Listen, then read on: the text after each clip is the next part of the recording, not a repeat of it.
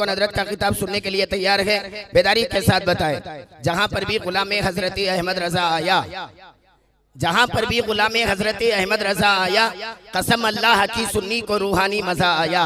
संभल कर बैठ जाओ दोस्तों, अब जलसे में आकर बरेली घूसी शरीफ से आपके दरमियान अब रजा का शेर आया। अब आए आपके दरमियान शरीयत और तरीक़त की हसीन संगम, मतानत और फसाहत का मुजस्समा, हक़ और सदाकत की इशाअत, मखज़न इस्लाम का पासबान और निगहबान, टूटे हुए दिलों का खादिम, अखलाक़ करीमाना, सीरत आलिशाना, बसीरत आरिफाना, वलियों का है दीवाना, गौस व ख्वाजा का है मस्ताना, अंदाज है कि नैना, खिताब मुदब्बिराना, लबो लहजा मुफक्किराना, तालिबे फ़ुयूज़ बरकाते आस्ताना। लो माइक पर खलीफा हुज़ूर ताजुश शरिया को आया आना, मुनीर रज़ा को है जाना और आपको है नारा लगाना। आए बेदारी के साथ, जैसी सुन्नी हो तकरीर वैसी ही बोलिएगा नारे तकबीर। लबों को खोलिए, इसमें कोई पैसा नहीं लगता, लगे नारा तो चुप रहना मुझे अच्छा नहीं लगता। वो जलसा कैसे कामयाबी की तरफ जाएगा मुनीर रजा, जहां अहमद रजा के नाम का नारा नहीं लगता। तो आए बेदारी के साथ हजरत का इस्तकबाल करें, नारे तकबीर। पीछे वाले भी नारा लगा ले, अल्हम्दुलिल्लाह। सामने वाले तैयार, आप भी बेदार हो जाए, बेदारी के साथ नारा लगाए। इधर वाले भी हाथ उठाकर नारा लगाए, नारे तकबीर, नारे रिसालत, नारे रिसालत। सरकार की आमद, दिलदार की आमद, मुख्तार की आमद, मुख्तार की आमद। जश्न ईद मिलादुन नबी, गौस का दामन, ख्वाजा का दामन, ख्वाजा का हिंदुस्तान, मसलक आला हजरत। बस्ती बस्ती करिया करिया, बस्ती बस्ती करिया करिया। खलीफा हुजूर ताजुश शरिया हजरत अल्लामा मुफ्ती शमशाद साहब क़िबला, उलमाए अहले सुन्नत, अवामे अहले सुन्नत, ज़िलई मरकज़ी मिलाद कमेटी निज़ामाबाद। नारे तकबीर, नारे रिसालत।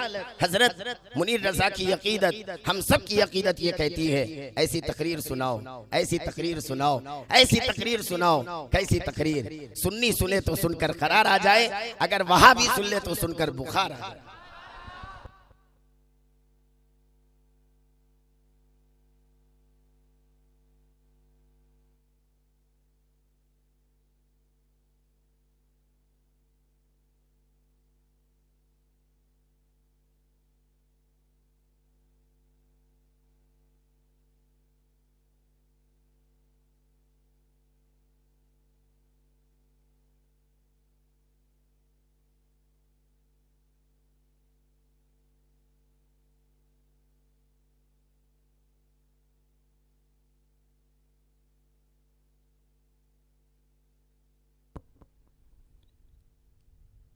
मुअज़्ज़ज़ उलमाए मिल्लत इस्लामिया, नौजवान साथियों, बुज़ुर्गों और दोस्तों, अज़ीज़ बच्चों, दूर दराज से मेरी आवाज़ सुनने वाली माँ और बहनों, अस्सलामु अलैकुम व रहमतुल्लाहि व बरकातुहू। अल्हम्दुलिल्लाह, अल्हम्दुलिल्लाहि रब्बिल आलमीन, वल आक़िबतु लिल मुत्तक़ीन, वस्सलातु वस्सलामु अला सय्यिदिल अंबियाइ वल मुरसलीन, व अला आलिहि तय्यिबीन अत्ताहिरीन, व अस्हाबिहिल हादीनल महदिय्यीन। अम्मा बाद, फ़अऊज़ु बिल्लाहि मिनश शैतानिर रजीम, बिस्मिल्लाहिर रहमानिर रहीम। वमन युशाक़िक़िर रसूल मिन बअदि मा तबय्यन लहुल हुदा वयत्तबि गैर सबीलिल मुअ्मिनीन नुवल्लिहि मा तवल्ला व नुस्लिहि जहन्नम वसाअत मसीरा। आमन्तु बिल्लाहि सदक़ल्लाहु मौलानल अज़ीम व सदक़ रसूलुहुन नबियुल अमीनुल मकीनुल करीम। व नहनु अला ज़ालिका लमिनश शाहिदीन व शाकिरीन, वल्हम्दुलिल्लाहि रब्बिल आलमीन। कुछ कहने और सुनने से पेशतर आइए हम और आप मिलजुल कर इंतहाई खुलूस व मोहब्बत और एहतराम व अक़ीदत के साथ गुंबद खज़रा में आराम फरमाने वाले आका व मौला मदनी ताजदार दोनों आलम के मालिक व मुख्तार सैयद अबरार व अखियार हुजूर नबी अकरम नूर मुजस्सम सल्लल्लाहु तआला अलैहि वसल्लम की बारगाह में झूम झूम कर दरूद शरीफ का नजराना पेश करें और पढ़ें अल्लाहुम्मा सल्लि अला सय्यिदिना व शफीना व हबीबिना व मौलाना मुहम्मदिन व बारिक व सल्लिम सलातम व सलामन अलैका या रसूल अल्लाह सल्लल्लाहु तआला अलैहि वसल्लम। हज़रात, आज का ये अजीम व शान प्रोग्राम जिसमें हम और आप हाज़िरी की सआदतें हासिल कर रहे हैं, पूरी कामयाबी के साथ अपनी मंजिल की तरफ रवां दवां। निज़ामाबाद की सरजमीन पर मरकज़ी मीलाद कमेटी के ज़ेरे एहतमाम साल से 15 रोज़ा प्रोग्राम मुनाकिद हो रहा है और कमेटी के अफराद बिलखुसूस अब्दुल रशीद भाई और उनके तमाम साथी और हाफिज़ गुलाम मोहिउद्दीन साहब, मौलाना शाहिद साहब, ये हजरात इतनी मेहनत करते हैं इस जलसे के लिए कि इनकी मेहनत कद्दो काविश के नतीजे में हर साल इनका जलसा कामयाब होता है और आइंदा भी इनका जलसा अल्हम्दुलिल्लाह कामयाब होता ही रहेगा। और मैं भी इन्हीं हजरात की मोहब्बत में आ गया, वरना आज की तारीख और कल की तारीख में कम से कम 35 जगहों से फ़ोन आया होगा, 11वीं दे दीजिए, 12वीं दे दीजिए, 10वीं दे दीजिए। मैंने कहा वो निज़ामाबाद के लिए फिक्स हो चुका है। हाफिज़ गुलाम मोहिउद्दीन साहब हमारे दिल के बहुत करीब हैं और बहुत मुखलिस, दीन के सच्चे हमदर्द, मसलक के सच्चे वफादार। ये बकरीद की कुर्बानी ख़त्म नहीं होती है कि इनका फ़ोन आ जाता। तो अल्हम्दुलिल्लाह आप लोग इतनी खिदमत करते हैं, इतनी मोहब्बत पेश करते हैं और ये हजरात इतनी इज़्ज़त देते हैं कि इनकी इज़्ज़त, मोहब्बत और ख़िदमत के सदक़े में नजराना कुछ नहीं है, इनकी मोहब्बत ही सबसे बड़ा नजराना। और अल्हम्दुलिल्लाह जब ये याद करेंगे तो हम लोग हाजिर हैं। अभी 4 दिन पहले ही मैं हैदराबाद आया था, फिर आज आ रहा हूँ। बहरहाल आपका प्रोग्राम बहुत अच्छा होता है, आप लोग इस मरकज़ी मिलाद कमेटी से जुड़े रहें और इनके हर प्रोग्राम को कामयाब करते रहें, इनका साथ देते रहें। मैंने जिस आयत करीमा की तिलावत की, उस आयत में अल्लाह रब्बुल इज़्ज़त इरशाद फरमाता है, जो नबी के खिलाफ करे हिदायत आ जाने के बाद और आम मुसलमानों के रास्ते से हट कर कोई रास्ता चले, हम उसको उसकी राह पर छोड़ देंगे और उसको जहन्नम में दाखिल करेंगे। और जहन्नम पलटने की कितनी बुरी जगह है। ये आयत करीमा इस बात पर रोशन दलील है कि आम मुसलमानों के रास्ते से हट कर कोई नया रास्ता इख्तियार करना ये गुमराही और बददीनी की दलील है और आम मुसलमानों के रास्ते पर चलना हक और अहले हक की पहचान है। इसीलिए नबी अकरम सल्लल्लाहु अलैहि वसल्लम ने इरशाद फरमाया, इत्तबिउ वस्सवाद अल आज़म फ़इन्नहु मन शज़्ज़ शुज़्ज़ फ़िन्नार। सवाद आज़म की पैरवी करो, मुसलमानों के बड़े गिरोह की पैरवी करो, मुसलमानों की बड़ी जमाअत की पैरवी करो। जो बड़े गिरोह से कटा वो सीधे जहन्नम में पहुंचा। बड़ा गिरोह कौन है? बड़ी जमात कौन है? वो जमात है जो सहाबा के रास्ते पर चलने वाली है। और जो जमात सहाबा के रास्ते पर चलती है उसको अहले सुन्नत व जमात कहते हैं। अहले सुन्नत व जमाअत नाम के सिवा दुनिया में किसी फिरके का नाम कुरान और हदीस से साबित नहीं। कुरान और हदीस से जो नाम साबित है वो अहले सुन्नत व जमाअत है। बाकी कोई अंग्रेज़ों का दिया हुआ टाइटल है, तो कोई नवाबों का दिया हुआ टाइटल है, तो कोई खुद गढ़ा हुआ नाम है। लेकिन हम अहले सुन्नत व जमाअत जिनकी पहचान आज के दौर में मसलक के आला हजरत से हो रही है, हमारी जमाअत का नाम भी रसूल पाक ने दिया। अल्लाह के नबी ने इरशाद फरमाया, सतफ्तरिकु उम्मती अला सलासिन व सबईन मिल्लतन कुल्लुहुम फिन्नार इल्ला मिल्लतन वाहिदा। क़ालू मन हिया या रसूल अल्लाह, क़ाल मा अना अलैहि व अस्हाबी।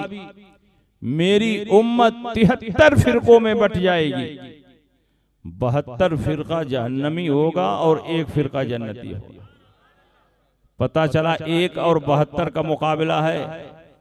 इसीलिए जब मुनाजरा होता है तो इनके स्टेज पर 72 फिरका नजर आता है, हमारे स्टेज पर 1 फिरका नजर आता है।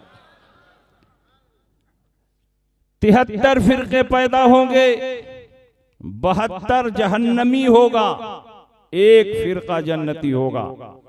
सहाबा ने पूछा, या रसूल अल्लाह 73 फिरकों में जब 1 ही फिरका जन्नती होगा, 1 ही फिरका हक पर होगा, तो हम कैसे पहचानेंगे कि कौन हक पर है, कौन गलत और बातिल है? तो अल्लाह के नबी ने एक कसौटी अता फरमाई, एक थर्मामीटर दिया, एक मेयार दिया। अल्लाह के नबी ने इरशाद फरमाया, मा अना अलैहि व अस्हाबी, जो मेरे तरीके पर हो, मेरे सहाबा के तरीके पर हो, वो जन्नती है, और जो मेरे तरीके से अलग हो, सहाबा के तरीके से अलग हो, वो जहन्नमी है। नबी के तरीके को सुन्नत कहते हैं और सहाबा को जमात कहते हैं, और दोनों को मिलाओ तो अहले सुन्नत व जमात होता है।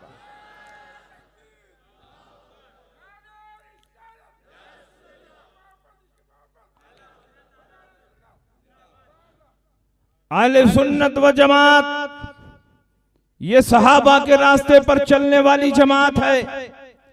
मैं आपसे पूछना चाहता हूं, रसूल पाक सैयद आलम सल्लल्लाहु अलैहि वसल्लम ने 2 बात क्यों बयान की? जो मेरी सुन्नत पर चले और सहाबा के तरीके पर चले। क्या सहाबा का तरीका नबी की सुन्नत से अलग था? जो नबी की सुन्नत है वही सहाबा का तरीका है। नबी को जैसा करता हुआ सहाबा देखते थे वैसे ही करते थे। तो सहाबा का तरीका नबी की सुन्नत से अलग नहीं है। जो नबी का तरीका वही सहाबा का तरीका। तो नबी अकरम सल्लल्लाहु अलैहि वसल्लम ने सिर्फ इतना ही क्यों नहीं फरमा दिया, जो मेरी सुन्नत पर चले वो जन्नती है? अपनी सुन्नत के साथ साथ सहाबा के तरीके को क्यों लाजिम करार दिया? या उससे बढ़कर नबी फरमा देते कि जो कुरान पर चले वो जन्नती, जो हदीस पर चले वो जन्नती है। लेकिन नबी फरमाते हैं कि मेरी सुन्नत पर चलने के साथ साथ सहाबा के तरीके पर चले वो जन्नती है।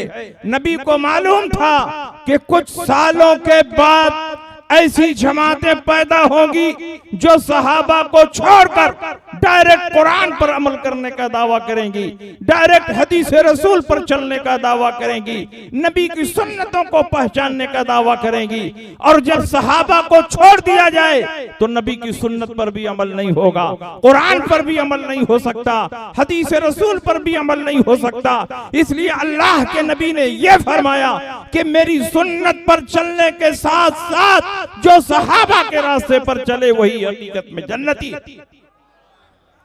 अब बताइए कौन सहाबा के रास्ते पर चल रहा?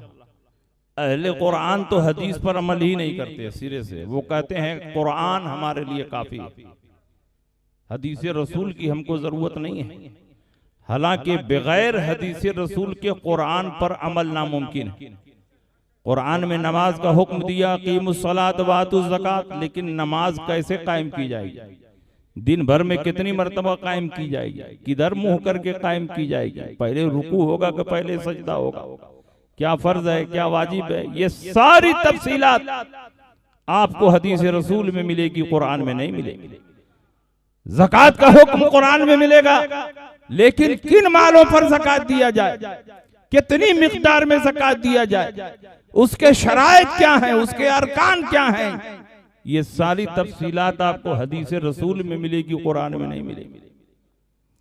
कुरान अजीम में जुमा की अजान का जिक्र है, या अय्युहल्लज़ीना आमनू इज़ा नूदिया लिस्सलाति मिन यौमिल जुमअति फस्अऊ इला ज़िक्रिल्लाह। लेकिन वो अजान कैसे दी जाएगी, किधर मुंह करके दी जाएगी, अजान के कलेमात क्या क्या होंगे, ये सारी तफसील आपको कुरान में नहीं मिलेगी, हदीस रसूल में मिलेगी। अगर हम इसकी मिसालें दें तो बात बहुत लंबी हो जाएगी। पता चला कि हदीस रसूल को छोड़कर कुरान पर अमल नहीं हो सकता, और सहाबा को छोड़कर हदीस रसूल पर अमल नहीं हो सकता। क्योंकि हदीस रसूल को बताने और समझाने वाले कौन लोग हैं?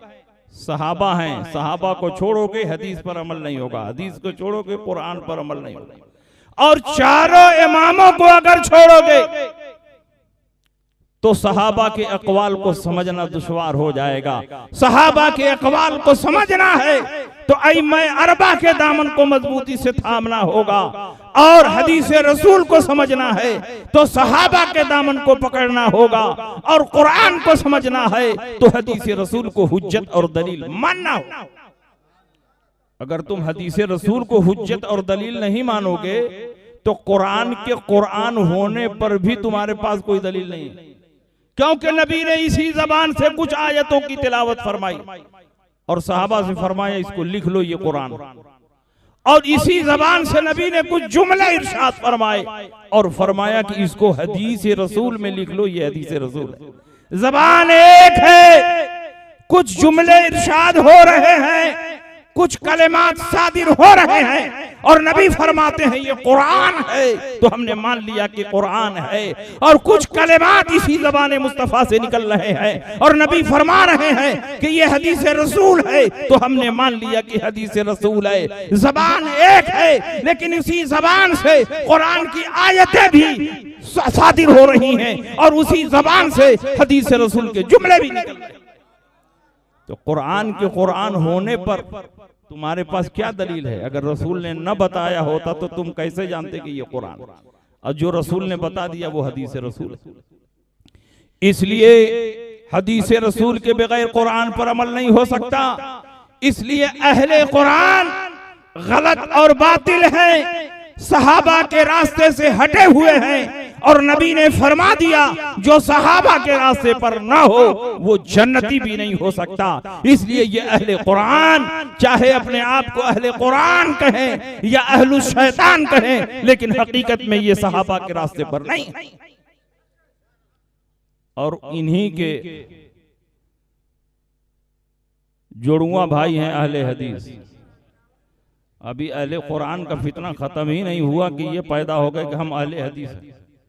और याद रखिए, जिसमें अहल लग जाए समझिए सबसे बड़ा ना अहल है। अहले कुरान सुनने में कितना अच्छा लग रहा है। जो कुरान से मोहब्बत करेगा कौन नहीं अहले कुरान के पास आ जाए।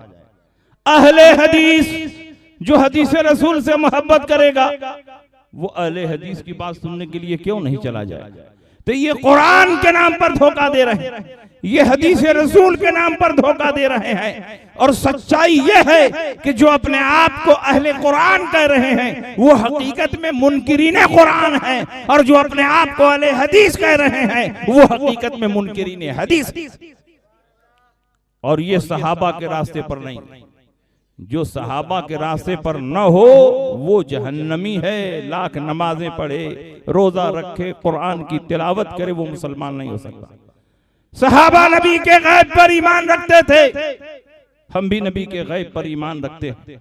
सहाबा नबी की शफाअत पर ईमान रखते थे, हम भी नबी की शफाअत पर ईमान रखते हैं। सहाबा नबी के वसीले से दुआएं मांगते थे, हम भी नबी के वसीले से दुआएं मांगते हैं। सहाबा दूर नजदीक से या रसूल अल्लाह कहकर पुकारते थे, हम भी दूर नजदीक से या रसूल अल्लाह कहकर पुकारते हैं।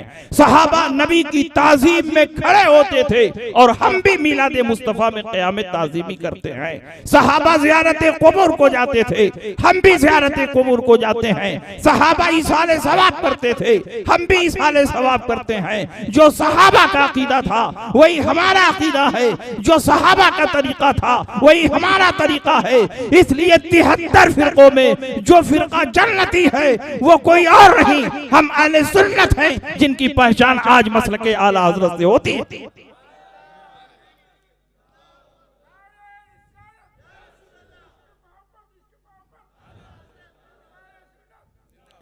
ये सहाबा के अकीदे पर भी नहीं है, ये गैब के मुनकिर हैं, ये शफाअत के मुनकिर हैं, ये अकीदे तवस्सुल के मुनकिर हैं, ये ज़ियारत कुबूर के मुनकिर हैं, ये ईसाले सवाब के मुनकिर हैं, ये या रसूल अल्लाह पुकारने के मुनकिर हैं, मिलाद में नबी की ताजीम में खड़े होने के मुनकिर हैं।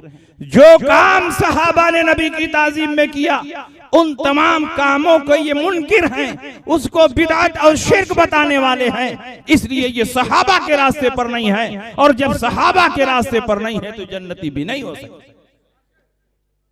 सहाबा 20 रकात तरावी पढ़ते थे, ये 8 रकात तरावी पढ़ते। अहले हदीस कई रकात तरावी पढ़ते हैं? 8 रकात। और सहाबा कितनी रकात तरावी पढ़ते थे? और नबी ने क्या फरमाया? जो सहाबा के रास्ते पर हो वही जन्नती। तो 20 रकात तरावी हम पढ़ते हैं, हनफी 20 रकात पढ़ते हैं, शाफई 20 रकात पढ़ते हैं, मालिकी 20 रकात पढ़ते हैं, हम्बली 20 रकात पढ़ते हैं। 20 रकात तरावी पर चारों मजहब के इमामों का इजमा और इत्तेफाक है, और जिस बात पर चारों मजहब के इमाम और उनके मुकल्लिदीन जमा हो जाएं वो बात गलत नहीं हो सकती। नबी ने फरमाया ला तजतमिउ उम्मती अला दलाला, मेरी उम्मत कभी गुमराही पर जमा नहीं हो सकती। सहाबा 20 रकात तरावी पढ़ते रहे।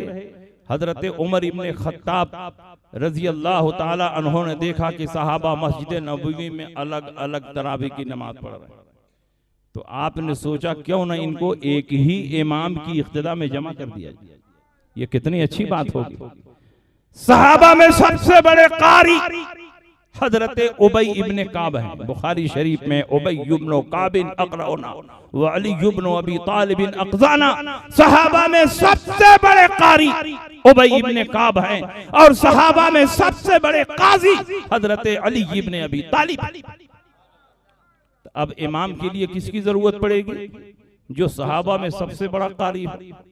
और सबसे बड़ा कारी होने का माना यह नहीं है कि कारी अब्दुल बासित हो, उसका माना यह है कि मसाइल शरइया का सबसे ज्यादा जानकार हो।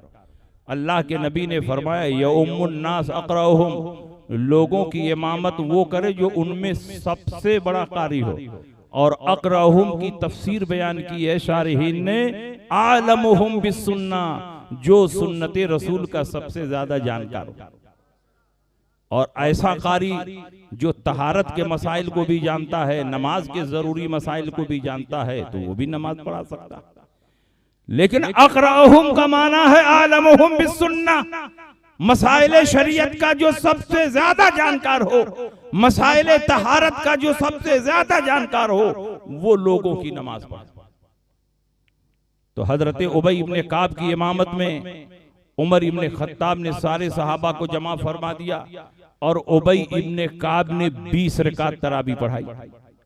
सहाबा में से किसी ने इनकार नहीं किया, सहाबा में से किसी ने यह नहीं कहा कि रसूल पाक तो 8 ही रकात तरावी पढ़ते थे, तुम 20 रकात पढ़ रहे हो इसलिए तुम्हारा 20 रकात पढ़ना गलत।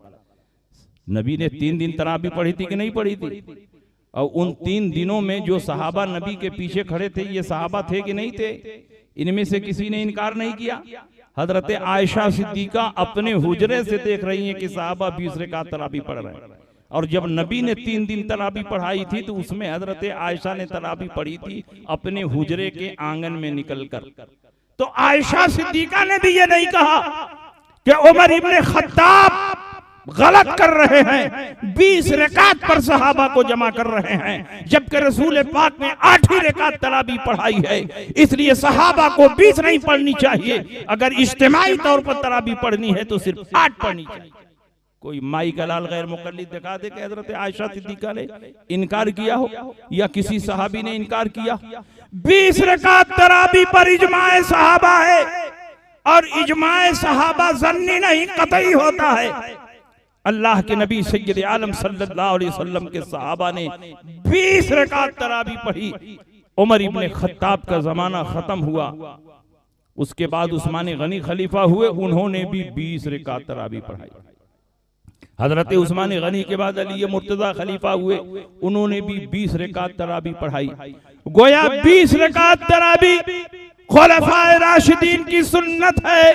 और नबी ने फरमाया अलैकुम बिसुन्नती व सुन्नतिल खुलफाए राशिदीन अल महदीयीन, तुम पर मेरी सुन्नत की पैरवी लाजिम है और खुलफाए राशिदीन की सुन्नत की पैरवी भी लाजिम है। जो लोग 20 रकात तरावी पढ़ रहे हैं वो बिदात नहीं कर रहे हैं, खुलफाए राशिदीन की सुन्नत पर चल रहे हैं। और खुलफाए राशिदीन की सुन्नत पर चलना ये हकीकत में रसूल पाक की इताअत।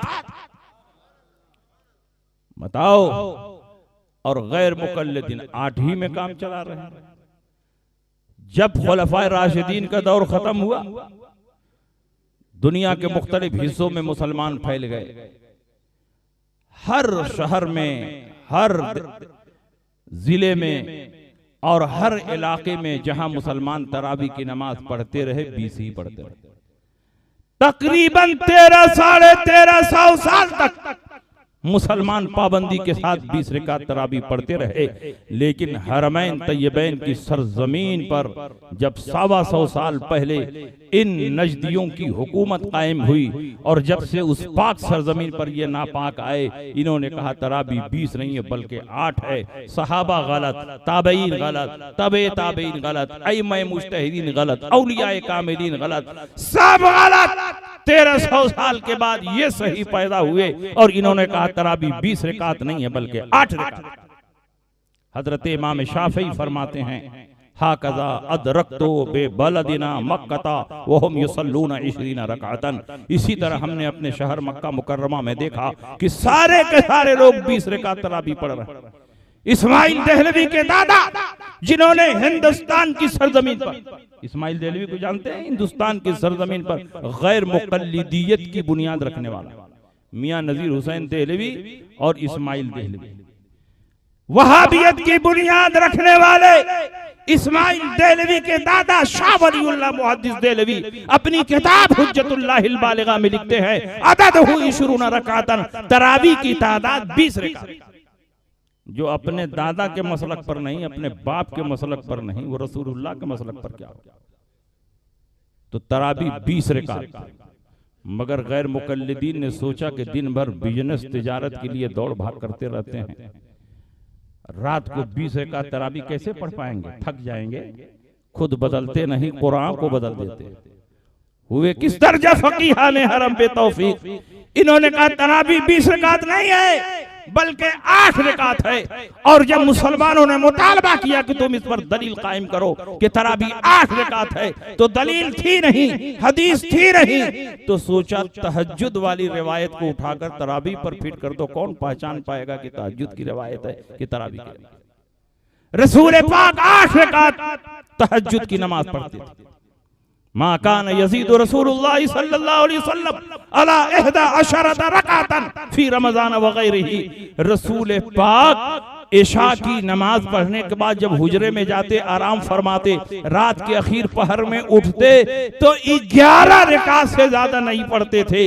रमजान में भी 11 रकात पढ़ते थे और रमजान के अलावा बाकी महीनों में भी 11 रकात पढ़ते। उन 11 रकातों में 8 रकात तहज्जुद और 3 रकात वित्र। 8 और 3 कितना होता है? 11। यही हुजूर का मामूल था साल भर।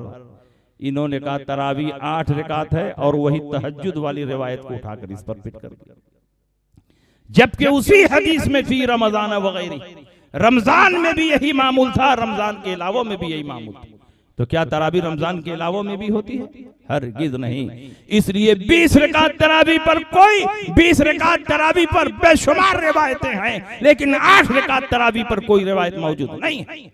साहिब इब्ने यजीद फरमाते हैं, ज़ैद इब्ने रोमान फरमाते हैं, काना अन्नासु यक़ूमून फी ज़माने उमर इब्न ख़त्ताब ब23 रकातन। हम सारे सहाबा उमर इब्न ख़त्ताब के जमाने में 23 रकात पढ़ते थे, 20 रकात तरावी और 3 रकात वित्र। तो 20 को घटा के 8 किया और 3 को घटा के 1 किया। कहा वित्र की नमाज 3 नहीं है बल्कि 1 ही रकात है। और कुछ दिन के बाद और भी घटा देंगे, कहेंगे कि आधी रकात कर दी गई है, रुकू करो घर जाओ काम हो गया। 20 रकात तरावी और 3 रकात वित्र। हजरत आयशा सिद्दीका फरमाती हैं हुजूर अलैहिस्सलाम 3 रकात वित्र पढ़ते थे। पहली रकात में सब्बिह इस्म रब्बिकल आलल्लज़ी खलक़ फसव्वा, दूसरी रकात में कुल या अय्युहल काफिरून, तीसरी रकात में कुल हुवल्लाहु अहद। अलग अलग रकातों में अलग अलग सूरतें बयान करना ये इस बात की दलील है कि हुजूर अलैहिस्सलाम ने 3 रकात वित्र पढ़ी, 3 रकात वित्र पढ़ी। लेकिन इनको नमाज पढ़ने में बड़ी तकलीफ और परेशानी होती है, इसीलिए इन्होंने कहा कि कौन 20 रकात पढ़ने जाए। 20 को घटा करके 8 कर दिया, 3 को घटा के 1 कर दिया। और मुसलमानों को भी ये तासुर दिया, अगर तुम हनफी बनोगे 20 पढ़नी पड़ेगी, मालिकी बनोगे 20 पढ़नी पड़ेगी, हम्बली बनोगे 20 पढ़नी पड़ेगी, शाफी बनोगे 20 पढ़नी पड़ेगी। आसानी का एक ही रास्ता है, गैर मुकल्लिद बन जाओ, शॉर्टकट में सारा काम खत्म हो जाएगा। और जब कुर्बानी आती है तो सुभान अल्लाह माशाअल्लाह 3 दिन में इनकी कुर्बानी नहीं होती, 4 दिन कुर्बानी, 4 दिन कुर्बानी। सहाबा 3 दिन कुर्बानी करते रहे। 1 2 नहीं, कई किताबों में ये रिवायत मौजूद है। अय्यामुन नहर सलासतुन अफजल व अव्वल, कुर्बानी 3 दिन है और पहले दिन कुर्बानी करना अफजल। और एक रिवायत में अल अज़हा यौमान बाद यौमिल अज़हा, कुर्बानी 2 दिन है ईद उल अज़हा के बाद। ईद उल अज़हा के बाद 2 दिन है, तो ईद उल अज़हा को लेकर के कई दिन? 3 दिन। 3 दिन सहाबा कुर्बानी करते रहे। मगर ये कहते हैं कि 3 दिन में मजा ही नहीं आता, 4 दिन हमको ताजा ताजा गोश्त चाहिए। इसलिए जो लोग हमारी जमात में आएंगे रमजान में बड़ी आसानी मिल जाएगी, 8 रकात में काम बन जाएगा। और जब बकरीद का जमाना आएगा तो 4 दिन कुर्बानी का ताजा ताजा गोश्त खाने को मिलता रहे। इसलिए कॉलेज यूनिवर्सिटी के लोग, अपडेट लोग, मॉडर्न लोग, जिनको शॉर्टकट नमाज भी चाहिए, शॉर्टकट तरावी भी चाहिए, वो लोग कहते हैं गैर मुकल्लिदीन बहुत ठीक ठाक है, इन्हीं के साथ जुड़ना चाहिए। तो इन्हीं के साथ जुड़ जाते हैं, 4 दिन कुर्बानी का मजा लेते हैं। और इनके एक मुज्तहिद है सिद्दीक हसन भोपाली, सुरमा भोपाली, और उनकी शादी अंग्रेजों ने करवाई थी भोपाल में। उन्होंने अपनी किताब बुदूरुल अहिल्ला में यह फतवा लिखा कि एक बकरे में 100 आदमियों की कुर्बानी जाएगी। इतनी आसानी कोई दे सकता है? कांग्रेस की हुकूमत भी बन जाएगी तो इतनी आसानी नहीं मिलेगी। एक बकरे में 100 आदमियों की कुर्बानी जाए और सबके जिम्मे से वजूब साबित हुआ, सब बरियो जिम्मा हो गए, अलग से किसी को कुर्बानी करने की जरूरत नहीं। सारे मुसलमान जानते हैं कि बड़े जानवरों में 7 की कुर्बानी होती है और छोटे जानवर में 1 आदमी की कुर्बानी होती है। मगर इन्होंने ऐसा चौवा छक्का लगाया कि 1400 साल पहले किसी ने ऐसा फतवा नहीं दिया था कि एक बकरे में 100 आदमियों की कुर्बानी जायज। कलकत्ता की सरजमीन पर शमा नियाजियों की मीटिंग हुई। शमा नियाजी जमात भी बहुत कमजोर हो रही थी। उनके नेताओं ने अपने मौलवियों पर बड़ा दबाव बनाया कि तुम लोग तो कुछ सोच करके निकालते नहीं हो। गैर मुकल्लिदीन को देखो, सोच सोच करके नई नई चीज निकालते रहते हैं, आसानियां पैदा करते रहते हैं। कम पढ़े लिखे लोग इनकी जमात में शामिल हो रहे हैं, इनकी जमात बढ़ रही है। तुम लोग भी गौर व फिक्र करो, दीन में आसानी पैदा करो, शरीयत के अहकाम को हल्का बनाओ। तो उन्होंने 3 दिन सेमिनार किया और 3 दिन के बाद फतवा जारी किया कि अगर एक बकरे में 100 आदमियों की कुर्बानी जायज है तो एक मुर्गे में 7 आदमियों की कुर्बानी जायज। और कुछ दिन के बाद फतवा देंगे कि एक अंडे में 7 आदमी की कुर्बानी जाएगी। ये दोनों जमातें हक पर नहीं हो सकती, ये दोनों जमातें जन्नती नहीं हो सकती, ये दोनों फिरके नाजिया हो ही नहीं सकते। इसलिए कि ये सहाबा के रास्ते पर नहीं है। और जो सहाबा के रास्ते से हट जाए, लाख नमाजें पढ़े, रोजा रखे, कुरान की तिलावत करे, हर साल हज और उमरा करे, लेकिन वो जन्नती नहीं हो सकता। ये सहाबा के रास्ते पर नहीं है, बल्कि ये जहन्नम में जाने वाली जमातें। इनका फतवा बता रहा है कि ये जहन्नमी है, जन्नती नहीं है। नबी ने फरमाया सम्मिनु दहायाकुम फइन्नहा अलस्सिरात मतायाकुम, मोटे और फरबा जानवरों की कुर्बानी करो, क्योंकि इसी कुर्बानी के जानवर पर बैठकर पुल सिरात पार करना। कि जानवर की कुर्बानी करनी है, मोटा हो, फरबा हो, तंदुरुस्त हो, ताकि तुम उस पर बैठकर पुल सिरात पार कर सको। मोटे और फरबा जानवरों की कुर्बानी करो, क्योंकि इसी कुर्बानी के जानवर पर बैठकर तुमको पुल सिरात पार करना। और उसी बुखारी के नीचे एक दूसरी हदीस लिखी है कि पुल सिरात के नीचे ही जहन्नम है। अब दोनों हदीसों को जोड़ दो कि मोटे और फरबा जानवरों की कुर्बानी करो, क्योंकि उसी पर बैठकर पुल सिरात पार करना, और दूसरी हदीस में बताया गया पुल सिरात के नीचे ही जहन्नम है।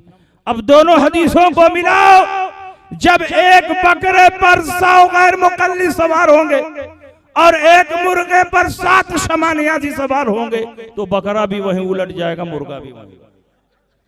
अब पुल सिरात के नीचे क्या है, जन्नत है कि जहन्नम है? तो ये दोनों जमातें जहन्नम में जाने वाली हैं। अल्हम्दुलिल्लाह हम इनका साथ नहीं देंगे, हम जन्नतियों का साथ देंगे।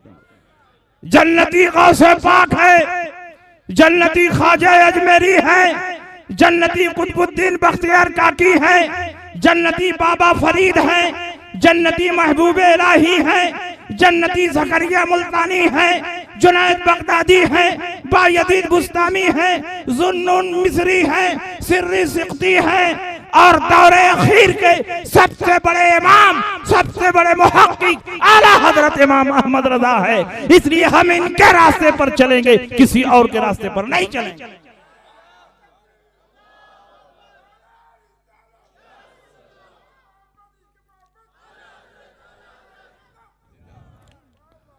ये हदीस पर अमल करने वाली जमात नहीं है। ये कहते हैं हम किसी इमाम की तकलीद नहीं करेंगे, तकलीद शिर्क है। हम इमाम आज़म की भी तकलीद नहीं करेंगे, इमाम शाफी की भी नहीं करेंगे, इमाम मालिक की भी नहीं करेंगे, हम्बली की भी नहीं करेंगे। जितने लोग इमामों की तकलीद करते हैं वो सब मुशरिक हैं। हम किसी इमाम की तकलीद नहीं करेंगे, हम डायरेक्ट कुरान और हदीस से मसला निकालेंगे। बड़े बड़े सहाबा तो कुरान और हदीस से मसला न निकाल सके, और ये खेत में हल चला रहे हैं, डायरेक्ट कुरान और हदीस से मसला निकालेंगे। पान की गुमती में बैठकर पान लगा रहे हैं, और ये डायरेक्ट कुरान और हदीस से मसला निकालेंगे। कपड़े की दुकान में बैठकर कपड़ा बेच रहे हैं, पंचर साट रहे हैं, ये डायरेक्ट कुरान और हदीस से मसला निकालेंगे। कुरान और हदीस से मसला निकालना इतना आसान नहीं। 1,24,000 कमोबेश सहाबा थे, लेकिन सिर्फ 21 सहाबा ऐसे थे जो कुरान और हदीस से डायरेक्ट मसला निकाल पाते। बाकी आम सहाबा इन्हीं से पूछ पूछ कर अमल करते थे। मैं पूछना चाहता हूँ, क्या सहाबा के पास इल्म नहीं था? क्या सहाबा के पास शरीयत की जानकारी नहीं थी? सहाबा दिन रात मिशकाते नबूवत से हदीसें सुनते थे, उनकी मादरी जबान में कुरान का नुज़ूल हो रहा था। उनसे ज्यादा न हम कुरान समझ सकते हैं, न हदीस रसूल समझ सकते हैं। उसके बावजूद भी सिर्फ 21 सहाबा को यह मलका हासिल था कि वो किताबुल सुन्नत से डायरेक्ट मसला निकालते। बाकी आम सहाबा उन्हीं से पूछ पूछ कर अमल करते। तो आम सहाबा तो कुरान और हदीस से मसला नहीं निकाल पाए, और ये कहते हैं कि नहीं हम तो निकाल लेते हैं, हमारा दिमाग बहुत तेज है। ये माजून खाते हैं, इनका दिमाग बहुत तेज है। ये डायरेक्ट कुरान और हदीस से मसला निकालेंगे। एक मसला निकाला, सूअर का गोश्त हराम है मगर चर्बी हराम नहीं। कहां से ये मसला निकाला? सूअर का गोश्त हराम है मगर चर्बी हराम नहीं। कहा कुरान से निकाल। कहा कुरान में कौन सी ऐसी आयत है? कहा कुरान में हुर्रिमत अलैकुमुल मैततु वद्दमु वलहमुल खिंजीर, तुम्हारे ऊपर मुर्दार हराम किया गया, तुम्हारे ऊपर खून हराम किया गया, तुम्हारे ऊपर सूअर का गोश्त हराम किया। ये कहते हैं आयते करीमा में गोश्त को हराम किया गया, चर्बी को कहां हराम किया? इसलिए सूअर का गोश्त हराम रहेगा और चर्बी हलाल रहेगी। मैंने कहा तुमने बिल्कुल ठीक मसला निकाला, तुम्हारे लिए चर्बी हलाल ही रहेगी। इसलिए कि उसी कुरान में अल्लाह ने फरमाया अल खबीसातो लिल खबीसीना वल खबीसूना लिल खबीसात वत्तय्यबातो लित्तय्यबीन वत्तय्यबून लित्तय्यबात। खबीस और नापाक चीजें नापाकों के लिए हैं, तय्यबो ताहिर और पाक चीजें पाकों के लिए हैं। हम पाक हैं तो शब बारात का हलवा है, हम पाक हैं तो 11वीं का खिचड़ा है। तुम नजीस और नापाक हो तो तुम्हारे लिए सूअर की चर्बी। तुम अपने नसीबे पे नाज करो और हम अपने मुकद्दर पे नाज करो। बताओ सूअर की चर्बी हराम है कि नहीं है? ये कुरान की आयत पेश कर रहे हैं। उसी कुरान में अल्लाह ने यह भी फरमाया, कुल्ला अजिदु फीमा ऊहिया इलैया मुहर्रमन अला ताइमिन यतअमुहु इल्ला अन यकूना मैततन औ दमम मस्फूहन औ लहमा खिंजीरिन फइन्नहु रिजसुन। ऐ नबी ऐलान फरमा दो, जो कुछ मुझ पर वही आई है उसमें मैं किसी चीज को हराम नहीं पाता, इल्ला अन यकूना मैततन औ दमम मस्फूहन औ लहमा खिंजीर, मगर ये कि वो मुर्दार हो तो वो हराम, खून हो तो वो हराम है, सूअर का गोश्त हो तो वो हराम है। फइन्नहु रिजसुन, इसलिए कि सूअर नजसुल ऐन है, और जो नजसुल ऐन होगा उसका गोश्त ही हराम नहीं होगा, उसकी चर्बी भी हराम होगी, उसका बाल भी हराम होगा, उसका नाखून भी हराम होगा, उसका सब कुछ हराम होगा, इसलिए कि वो नजसुल ऐन है।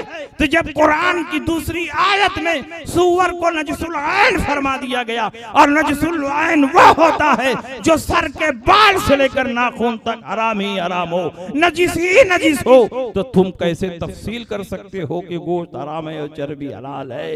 नजिस और नापाक चीजों को हलाल बताने वाले वही हो सकते हैं जो हदीस रसूल से दूर हो।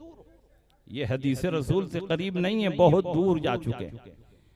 ये हदीस रसूल पर डायरेक्ट अमल करने का दावा करते हैं, और हदीस रसूल पर डायरेक्ट अमल नहीं हो पाएगा, इसलिए कि कदम कदम पर तुम ठोकर खा जाओ। हदीसों में कुछ नासिक है, कुछ मनसूख है, कुछ आम है, कुछ खास है, कुछ मुतलक है, कुछ मुक़य्यद है, कुछ हालत सफर की हदीस है, कुछ हालत हज़र की हदीस है, कुछ औरतों से मुताल्लिक हदीस है, कुछ मर्दों के मुताल्लिक हदीस है। डायरेक्ट हदीस रसूल पर अमल करोगे, कदम कदम पर धोखा खाओगे, तुमको पता ही नहीं चलेगा कि हम जिस हदीस पर अमल कर रहे हैं ये औरतों से मुताल्लिक है कि मर्दों से मुताल्लिक।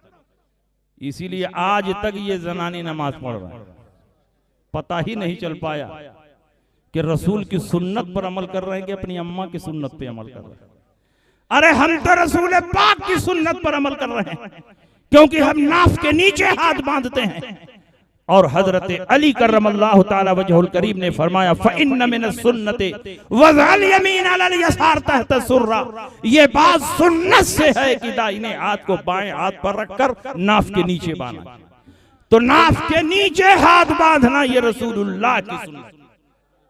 और हदीस में तो रसूलुल्लाह नहीं है, नुखबा उसूल हदीस की मशहूर किताब है, उसमें लिखा है कि जब सहाबी रसूल ये कहे फइन्न मिन सुन्नति कज़ा, ये बात सुन्नत से है, तो उससे रसूलुल्लाह की सुन्नत मुराद होगी, किसी और की सुन्नत मुराद नहीं होगी। अगर किसी और की सुन्नत मुराद लेता तो उनका नाम जिक्र करता, अबू बकर की सुन्नत ये है, उमर की सुन्नत ये है, खुलफाए राशिदीन की सुन्नत ये है। लेकिन जब सहाबी रसूल मुतलक ये फरमाए कि ये बात सुन्नत से है, तो उससे रसूलुल्लाह की सुन्नत मुराद। तो नाफ के नीचे हाथ बांधना ये रसूलुल्लाह की सुन्नत है। और नबी की सुन्नत पर कौन अमल कर रहा है? हम अहले सुन्नत अमल कर रहे हैं, और ये रसूल पाक की सुन्नत पर अमल नहीं कर रहे हैं, ये तो अपनी अम्मा की सुन्नत पे अमल कर रहे हैं।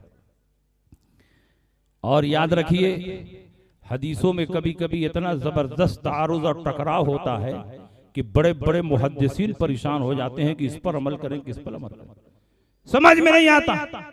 ये दावा करते हैं बुखारी के हदीस पर अमल करते हैं, और सच्चाई ये है कि ये बुखारी की सारी हदीसों पर अमल कर ही नहीं सकते, नामुमकिन है। एक गैर मुक़ल्लिद ने बड़ा लंबा चौड़ा दावा किया कि हम बुखारी की हदीस पर अमल करते, बुखारी बुखारी बुखारी, दिन रात बुखारी, जैसे लगता है रसूल पाक ने अपने जमाने में फरमाया था कि बुखारी की हदीस पर अमल करना, बाकी हदीस पर अमल नहीं कर। अरे रसूल के जमाने में न बुखारी शरीफ थी न इमाम बुखारी थे, नबी के जमाने में सिर्फ हदीस थी, इसलिए मेयार सिर्फ हदीस रसूल है। जो सही हदीस है वो हमारे लिए हुज्जत और दलील है। बुखारी हमारे लिए हुज्जत और दलील नहीं है। हम बुखारी को इसलिए नहीं मानते कि वो इमाम बुखारी की किताब है। इमाम बुखारी ने और भी बहुत सारी किताबें लिखी है। बुखारी शरीफ को हम इसलिए मानते हैं कि इमाम बुखारी ने बड़ी मेहनत और कद्दो काविश के बाद सही हदीसों का मुस्तनद ज़ख़ीरा तैयार किया है, और किताबों के मुकाबले में बुखारी शरीफ में सबसे ज्यादा सही हदीस है। इसलिए हम इमाम बुखारी की इज्जत करते हैं, उनका एहतराम करते हैं, और ये कहते हैं हम हर मसले में बुखारी पर अमल करते हैं। मैंने कहा कि आप खड़े होकर पेशाब करते हैं कि बैठकर पेशाब करते हैं? कहा नहीं, पेशाब तो बैठ ही कर करते हैं। मैंने कहा पूरी बुखारी शरीफ में दिखा दो बैठकर पेशाब करने की कोई भी हदीस। पूरी बुखारी शरीफ में एक भी हदीस बैठकर पेशाब करने की नहीं है। इमाम बुखारी ने बाब बांधा है, बाबुल बौल कायमन व कायदन, बैठकर और खड़े होकर पेशाब करने का बयान। और इस हेडिंग के नीचे तीन तीन हदीसें हुज़ैफा इब्नुल यमान की जिक्र की हैं, लेकिन तीनों हदीसों में इत्तेफाक से खड़े होकर पेशाब करना। तो अब गैर मुक़ल्लिदीन को चाहिए कि बुखारी की हदीस पर अमल करने के लिए खड़े होकर पेशाब करें, और अपनी मस्जिद में पेशाब खाना बनवाएं तो कैसा बनवाएं? जो एयरपोर्ट पर बनता है, खड़े होकर पेशाब करने वाला। खड़े होकर पेशाब करो, इसलिए कि बुखारी में कहीं बैठकर पेशाब करने की हदीस नहीं है। बुखारी शरीफ में जो हदीस है वो सुनिए। अतन नबी सल्लल्लाहु अलैहि वसल्लम सुबात कौमिन फबाला काइमन व तवज़्ज़अ व मसअ अला नासियती। हुजूर अलैहिस्सलाम कौम के घूर के पास आए, खड़े होकर पेशाब किया, पानी मंगाया और वजू फरमाया और अपनी पेशानी के अगले हिस्से पर मसा फरमाया। यही हदीस हमारी दलील है कि पेशानी के अगले हिस्से पर चौथाई सर पर मसा फर्ज है। हुजूर ने खड़े होकर पेशाब किया, फबाला कायमन, खड़े होकर पेशाब किया। तो क्या अब दुनिया का मुसलमान खड़े होकर पेशाब करे? इसलिए कि बुखारी शरीफ में खड़े होकर पेशाब करने का जिक्र है? नहीं, हम बुखारी की हदीस पर आंख बंद कर अमल नहीं करते हैं, बल्कि हम बुखारी के अलावा भी और हदीसों को देखते हैं। जब बुखारी के अलावा और हदीसों को देखा तो हजरत आयशा सिद्दीका की हदीस मिली सिहाह सित्ता में। आप फरमाती हैं, मन हद्दसकुम अन्ना नबी सल्लल्लाहु अलैहि वसल्लम कान यबूलु कायमन फला तुसद्दिकुहु फमा कान यबूलु इल्ला कायदन। जो तुमसे ये हदीस बयान करे कि रसूल पाक खड़े होकर पेशाब करते थे, उसकी बात न मानना। मेरे सरकार ने जब जब पेशाब किया है, बैठकर पेशाब किया है, कभी खड़े होकर पेशाब नहीं किया। तो अब दो तरह की हदीस हो गई। बुखारी में हदीस है खड़े होकर पेशाब किया, और हजरत आयशा सिद्दीका फरमाती हैं जब जब मेरे सरकार ने पेशाब किया, बैठकर पेशाब किया, कभी खड़े होकर पेशाब नहीं किया। हजरत उमर भी फरमाते हैं, एक मर्तबा मैं अपनी सवारी को आड़ बना करके कोई देखने न पाए। दीवार की आड़ खोजते हैं कि नहीं लोग, तो सवारी को आड़ बनाकर पेशाब कर रहा था और खड़े होकर पेशाब कर रहा था। रसूल पाक ने फरमाया, या उमरो ला तबुल काइमन, ऐ उमर खड़े होकर पेशाब ना करना। उमर फरमाते हैं उसके बाद कभी भी मैंने खड़े होकर पेशाब नहीं किया।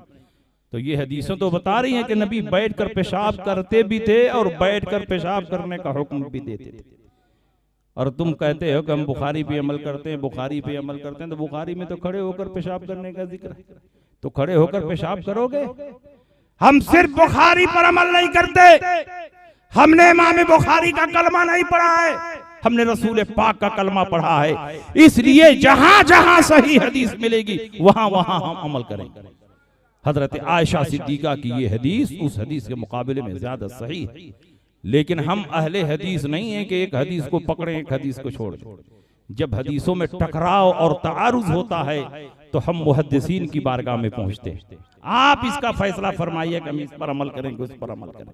ये हदीस किसके लिए, वो हदीस किसके लिए? एक हदीस बताती है रसूल पाक ने खड़े होकर पेशाब किया, दूसरी हदीस बता रही है रसूल पाक ने जब जब पेशाब किया बैठकर पेशाब किया। बताओ किस पर अमल करोगे?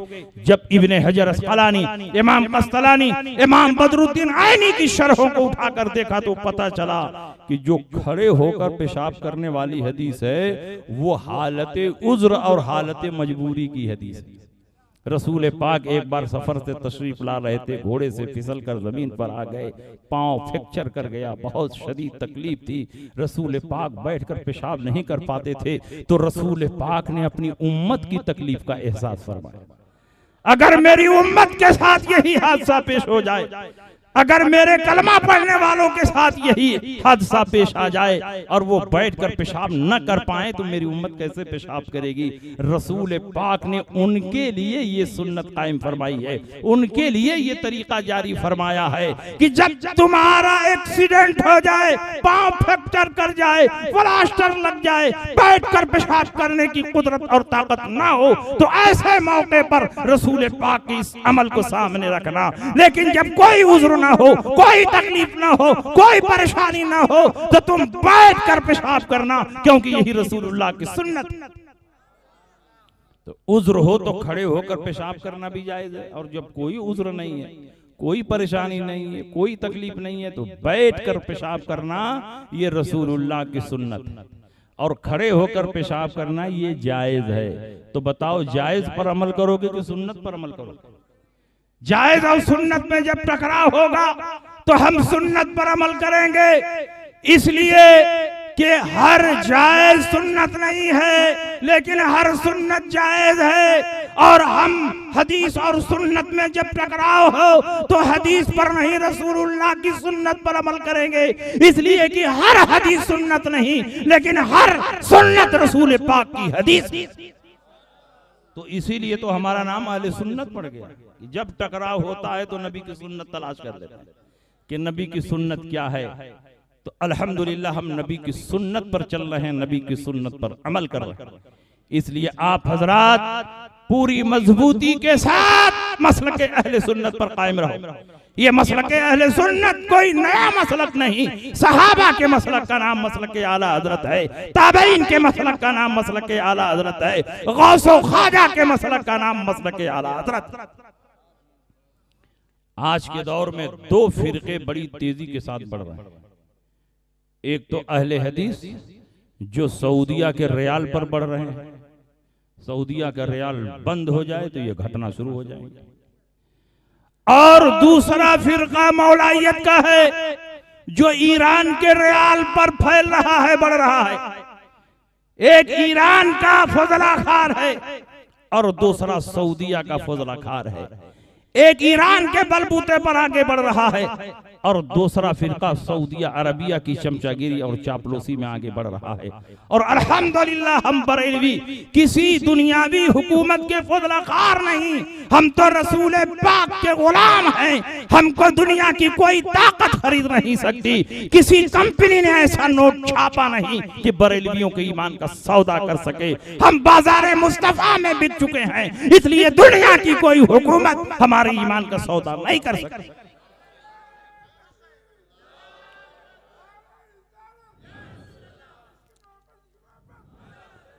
हम न सऊदिया के डॉलर पर चल रहे हैं और न ईरान के सिक्के पर चल रहे हैं।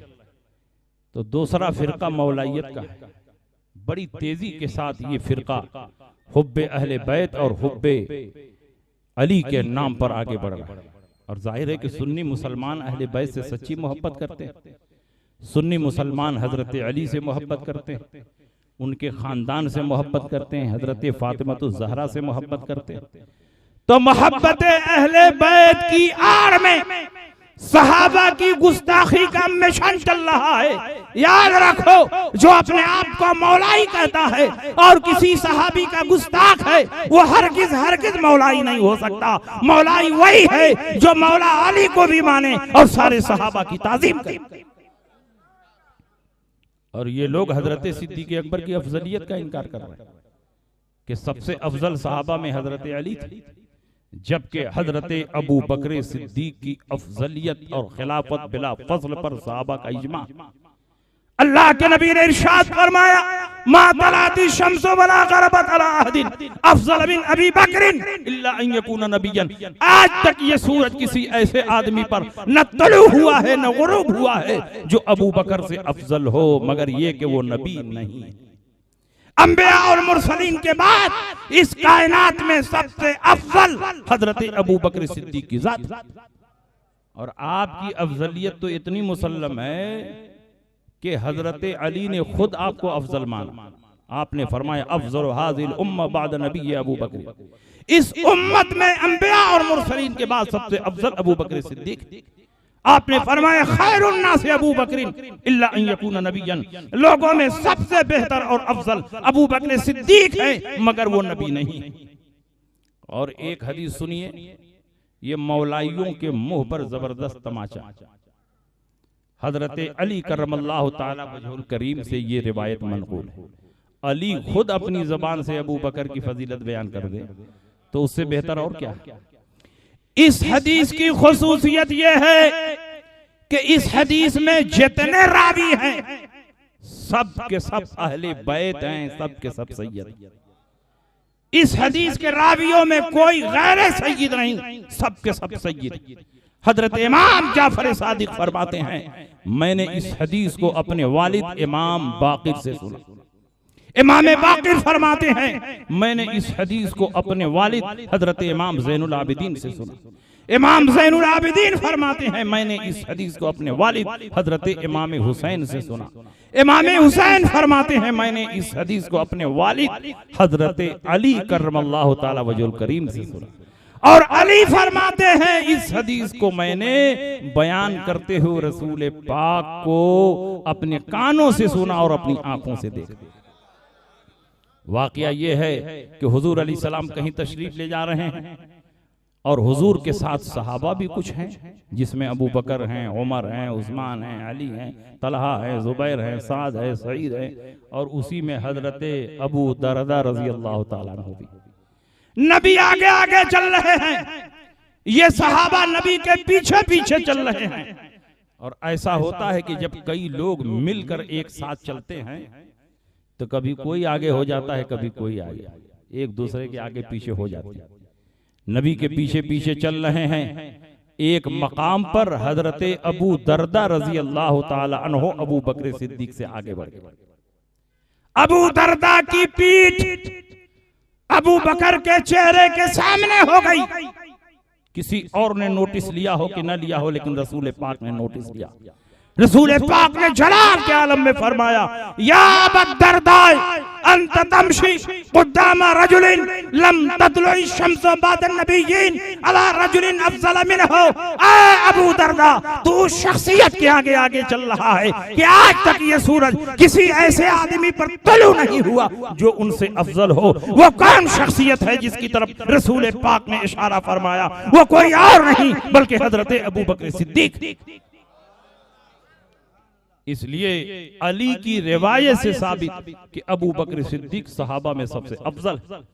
तो सच्चा मौलाई वही होगा जो अली के मसलक पर, सच्चा मौलाई वही होगा जो उसको अफजल माने जिसको अली ने अफजल माना। सच्चा मौलाई वही हो सकता है जो उसी को खलीफा बिला फसल माने जिनको अली ने खलीफा बिला फसल माना। इसलिए आज के दौर में जो मौलाई पाए जा रहे हैं ये सब डुप्लीकेट मौलाई, ये ईरान के सिक्कों पर चलने वाले, ईरान के सिक्कों पर बिकने वाले मौलाई। एक और रिवायत सुनिए, आला हजरत इमाम अहमद रज़ा ने मतलउल कमरैन में इस रिवायत को बयान किया। रिवायतें बहुत हैं, इस रिवायत को सुनिए, बहुत जोरदार रिवायत। एक शख्स रसूल पाक की बारगाह में ऊंट बेचने के लिए गया। रसूल पाक ने उसका ऊंट खरीद लिया, लेकिन नबी ने पैसा नहीं दिया, नबी ने उधार लगाया। कहा जब पैसा आएगा तो तुमको दे दूंगा। वो शख्स ऊंट बेचकर जा रहा था, रास्ते में हजरत अली मिले। अली ने पूछा कहां से आ रहे हो? उसने कहा हुजूर की बारगाह से आ रहा हूं। अली ने पूछा क्या करने गए थे? कहा ऊंट बेचने गया। कहा नबी ने तुम्हारा ऊंट खरीद लिया? कहा हाँ सारा ऊंट खरीद लिया। कहा नबी ने पैसा दिया? कहा नबी ने पैसा नहीं दिया, फरमाया पैसा आएगा तो दूंगा। अली ने फरमाया फिर नबी की खिदमत में जाओ, नबी से पूछो या रसूल अल्लाह, अगर आपको अचानक कोई हादसा पेश आ जाए और आप अचानक दुनिया से चले जाएं तो मेरे ऊंटों की कीमत कौन देगा? वो शख्स आया, नबी से पूछा या रसूल अल्लाह, अगर अचानक आपके साथ कोई हादसा पेश आ जाए और आप दुनिया से चले जाएं तो मेरे ऊंटों की कीमत कौन देगा? रसूल पाक ने फरमाया अबू बकर सिद्दीक देंगे। वो शख्स गया, हजरत अली से मुलाकात हुई। अली ने कहा कि नबी ने क्या जवाब दिया? कहा नबी ने जवाब दिया कि अबू बकर सिद्दीक देंगे। कहा फिर नबी की खिदमत में जाओ, नबी से पूछो अगर अबू बकर सिद्दीक को कोई हादसा पेश आ गया और वो अचानक दुनिया से चले गए तो मेरे ऊंटों की कीमत कौन देगा? वो शख्स फिर पलट करके आया, हुजूर अलैहिस्सलाम से पूछा या रसूल अल्लाह अगर अबू बकर के साथ भी कोई हादसा पेश आ गया और वो भी दुनिया से चले गए तो मेरे ऊंटों की कीमत कौन देगा? नबी ने फरमाया उमर इब्ने खत्ताब देंगे। वो शख्स गया, रास्ते में हजरत अली मिले। नबी ने क्या जवाब दिया? कहा नबी ने जवाब दिया उमर इब्ने खत्ताब देंगे। अली ने कहा फिर नबी की खिदमत में जाओ और फिर नबी से पूछो अगर उमर इब्ने खत्ताब को कोई हादसा पेश आ गया तो मेरे ऊंटों की कीमत कौन देगा? देखो अब रसूल पाक क्या फरमाते हैं। वो शख्स आया, हुजूर अलैहिस्सलाम से पूछा या रसूल अल्लाह अगर उमर को भी कोई हादसा पेश आ जाए तो मेरे ऊंटों की कीमत कौन अदा करेगा? तो रसूल पाक ने फरमाया इज़ा माता उमर फ़इन इस्तताअत अन तमूता फमुत, अगर उमर ही मर जाएंगे तो तू जिंदा रह के क्या करेगा? जा तू भी मर जा।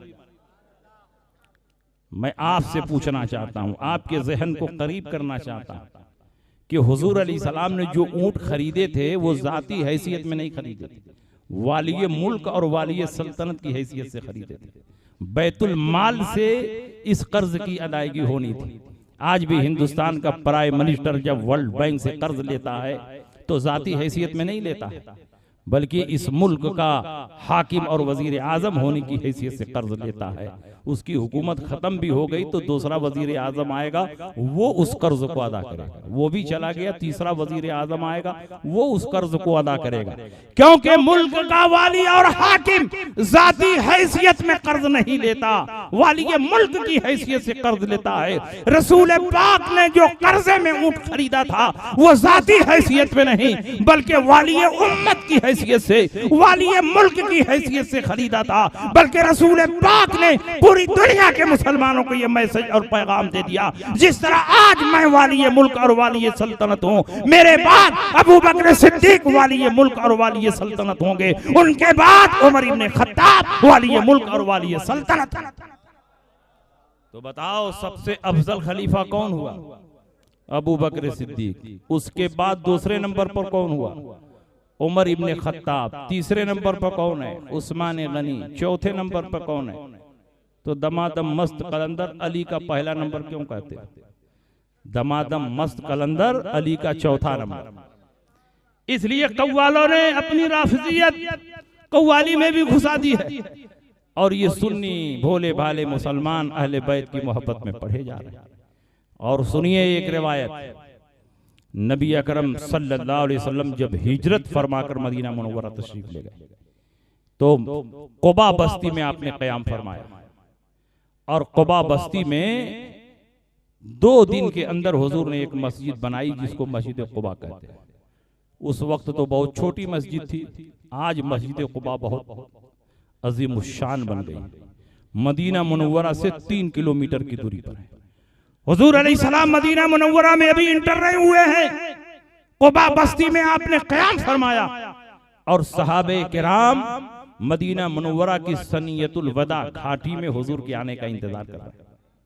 हुजूर अलैहिस्सलाम ने जब मस्जिद तामीर फरमाई तो सहाबा अपने कंधों पर पत्थर ढो ढो कर लाते और हुजूर अलैहिस्सलाम अपने हाथों से दीवारों की चुनाई करते। सारे सहाबा एक एक पत्थर लाते और हजरत अम्मार इब्ने यासिर 2-2 पत्थर लाते।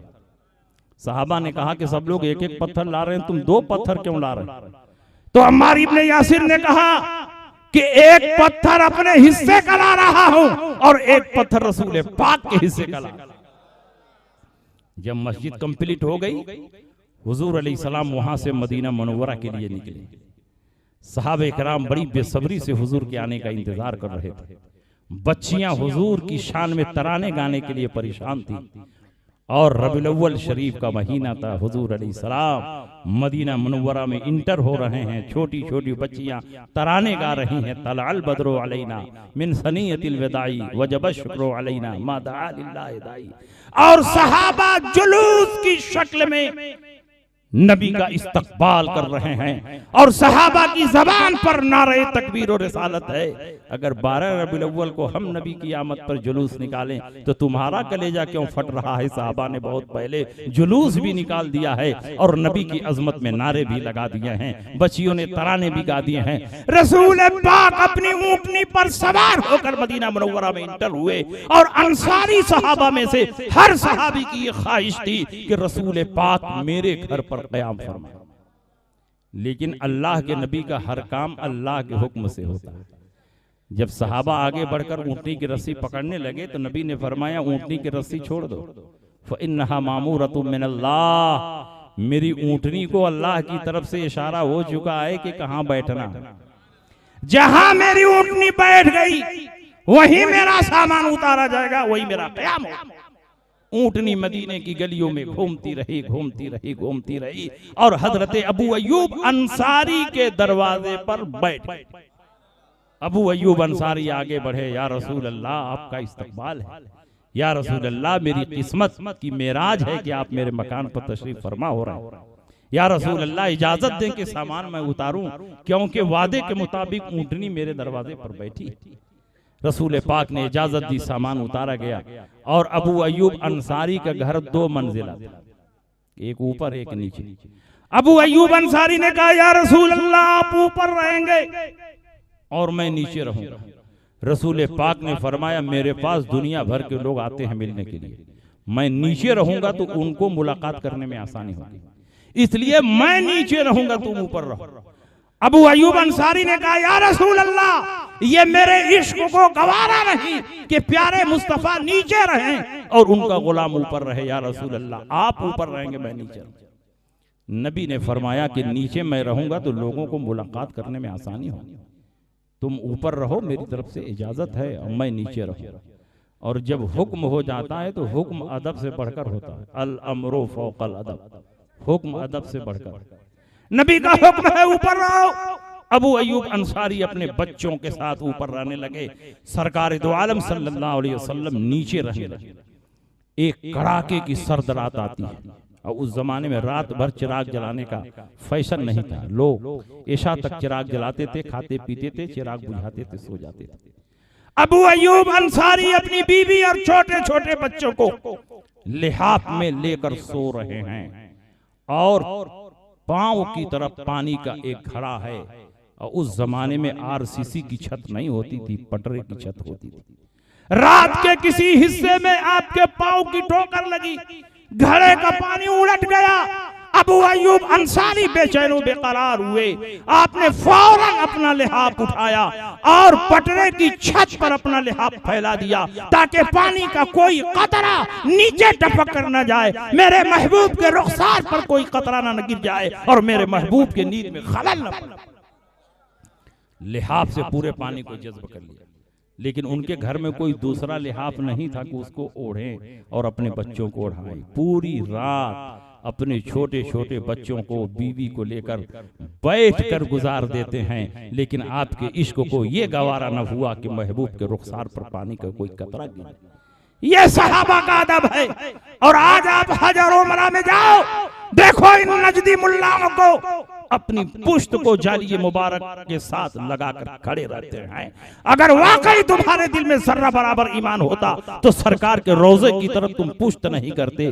तुम्हारी गैरत की इंतहा हो जाती है कि तुम रसूल पाक सय्यद आलम सल्लल्लाहु अलैहि वसल्लम की जाली मुबारक के साथ पीठ लगाकर खड़े होते हो। ये तो वो बारगाह है जहाँ 70,000 फरिश्ते सुबह और 70,000 फरिश्ते शाम को उतरते हैं और नबी की बारगाह में दुरूद व सलाम का नजराना पेश।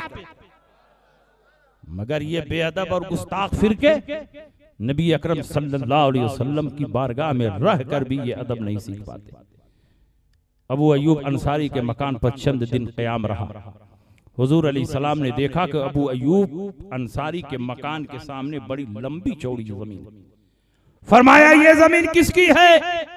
ये जमीन अगर मुझको मिल जाए तो मैं इसी जमीन पर मस्जिद नबवी की तामीर करना चाहता।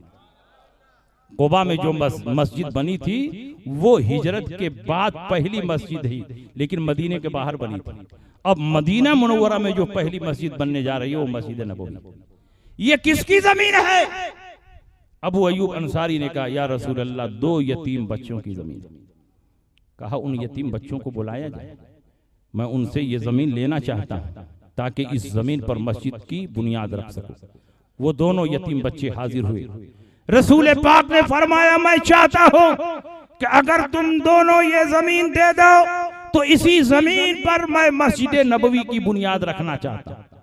यतीम बच्चों ने कहा, या रसूल अल्लाह, बिल्कुल आप कबूल फरमाएं और मस्जिद की बुनियाद रखें।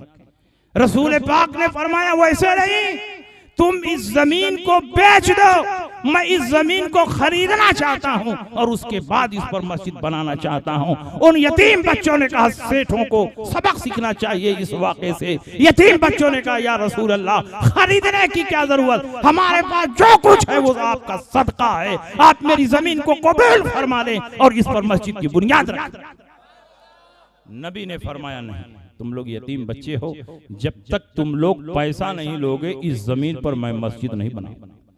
यतीम बच्चों ने कहा, या रसूल अल्लाह, हम दिल से दे रहे हैं, दिल से दे रहे हैं, आप कबूल फरमा लें। नबी ने फरमाया, नहीं।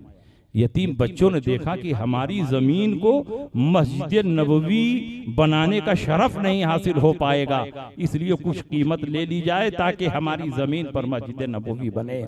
यतीम बच्चों ने कहा, या रसूल अल्लाह, जब आप कीमत देने के लिए बज़िद हैं तो आप सिर्फ 10 दीनार कीमत अता फरमा दें और इसी मस्जिद जमीन पर मस्जिद नबवी बनाएं। जब 10 दीनार कीमत तय हो गई तो रसूल पाक ने अबू बकर सिद्दीक से फरमाया, ऐ अबू बकर, आगे बढ़ो और अपनी जेब से इस जमीन की कीमत अदा करो। वो मस्जिद जो हजरत अबू अयूब अंसारी के मकान के सामने बनाई गई, 2 यतीम बच्चों की जमीन जिस पर आज मस्जिद नबवी की इमारत खड़ी है, उसकी कीमत किसी और ने नहीं दी है, अबू बकर सिद्दीक ने दी है और जमीन खरीद कर रसूल पाक की मोहब्बत पर कुर्बान कर।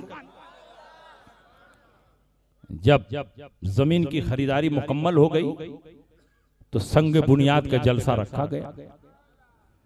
अल्लाह के नबी सैयद आलम सल्लल्लाहु अलैहि वसल्लम ने तमाम मुहाजिरीन और अंसार को जमा फरमाया, बुनियाद खोदी गई और बुनियाद का पहला पत्थर रसूल पाक ने अपने मुकद्दस हाथों से रखा। उसके बाद अबू बकर से फरमाया, ऐ अबू बकर, एक पत्थर तुम भी लेकर आओ और मेरे पत्थर के बगल में रख दो। अबू बकर सिद्दीक ने भी एक पत्थर रख दिया। सरकार ने फरमाया, ऐ उमर, एक पत्थर तुम भी लेकर आओ और अबू बकर के बगल में रख दो। हजरत उमर ने भी एक पत्थर अबू बकर के बगल में रख दिया। फिर सरकार ने फरमाया, ऐ उस्मान, एक पत्थर तुम भी लेकर आओ और उमर इब्ने खत्ताब के बगल में रख दो। उन्होंने भी रख दिया। रसूल के पत्थर रखने के बाद पहला पत्थर अबू बकर ने रखा, दूसरा उमर ने रखा, तीसरा उस्मान गनी ने रखा। ये तरतीब बता रही है कि नबी के विसाल के बाद पहला खलीफा अबू बकर होंगे, दूसरा खलीफा उमर होंगे और तीसरा खलीफा उस्मान गनी होंगे। तो जो फजीलत की तरतीब है वही खिलाफत की तरतीब है। सबसे अफजल अबू बकर हैं तो पहला खलीफा वो हैं, उनके बाद सबसे अफजल उमर इब्ने खत्ताब हैं तो दूसरा खलीफा वो हैं, उनके बाद सबसे अफजल उस्मान गनी हैं तो तीसरा खलीफा वो हैं, और उनके बाद सबसे अफजल अली मुर्तजा हैं तो चौथा खलीफा वो हैं। तो जो अफजलियत की तरतीब वही खिलाफत की तरतीब, और अहले सुन्नत का इस तरतीब पर इजमा और इत्तेफाक है। जो अली को अबू बकर सिद्दीक या खुलफाए सलासा पर फजीलत दे वो अहले सुन्नत से खारिज। तो अल्हम्दुलिल्लाह हम उसी मसलक पर हैं जो अली का मसलक है, जो सहाबा का मसलक है, जो अहले बैत का मसलक है। हम सहाबा से भी मोहब्बत करते हैं और अहले बैत से भी मोहब्बत करते हैं। लेकिन आज ये मौलाई हजरत अमीर मुआविया रजी अल्लाह ताला अन्हु की शान में तौहीन करते हैं और लोगों को इमोशनल करने के लिए झूठी रिवायतें फैलाते हैं कि अमीर मुआविया के दौरे हुकूमत में उनके गवर्नरों ने मस्जिद के मेंबरों से अली को गाली दी। ये बिल्कुल झूठ है, ये बिल्कुल फ्रॉड है, ये बिल्कुल धोखा है। और उम्मत मुस्लिमा को गुमराह करने की साजिश है। तारीख की किसी भी किताब में और अहले सुन्नत की किसी मुस्तनद किताब में ये रिवायत मौजूद नहीं है कि अली मुर्तजा ने अपने हाकिमों के जरिए अली को गालियां दी। जंग हुई, लेकिन हजरत अमीर मुआविया के दिल में हजरत अली का जबरदस्त एहतराम था। वो आम लोगों का दिल नहीं है, ये सहाबा का दिल है, और अल्लाह ने सहाबा के दिलों को आईने की तरह साफ व शफाफ बनाया।